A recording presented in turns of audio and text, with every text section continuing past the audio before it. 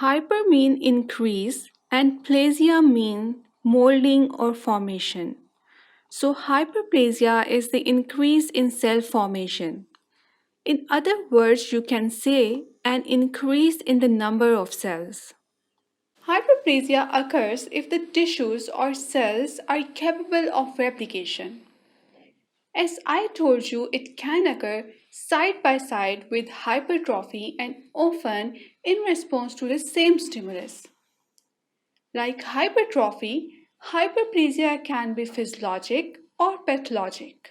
In both types, the main stimulus is the growth factors produced by the cells. Let's discuss physiologic hyperplasia first. There are two types of physiologic hyperplasia: hormonal hyperplasia and compensatory hyperplasia. Hormonal hyperplasia is under the influence of hormones. Enlargement of breast in females at puberty and during pregnancy is a good example.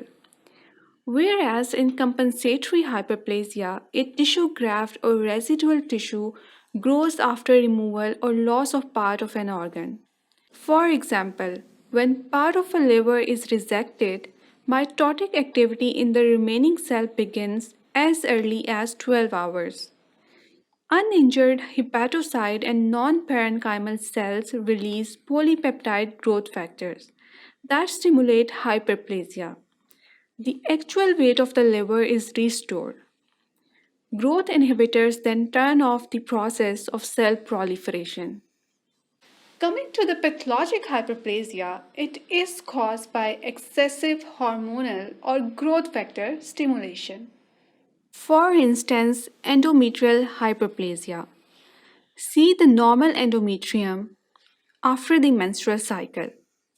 Its proliferation is regulated by the pituitary hormones like estrogen and progesterone. In case of any upset or overstimulation, endometrial hyperplasia occurs that lead to uncontrolled bleeding even after the menstrual cycle. Another example is the wound healing. White blood cells respond to injury and produce growth factors. These growth factors cause proliferation of fibroblasts and blood vessels. This results in repair and wound healing. A very important point here is that whatever the situation is, the overall process is always well controlled. Once the signal that starts the hyperplasia terminates, hyperplasia disappears. It is this responsiveness to normal regulatory control mechanism that distinguishes pathologic hyperplasia from cancer, in which the growth control mechanism becomes dysregulated or ineffective. Nevertheless, in many cases, pathologic hyperplasia constitute a fertile soil in which cancer may eventually arise. For example, patients with hyperplasia of the endometrium are at increased risk of developing endometrial cancer.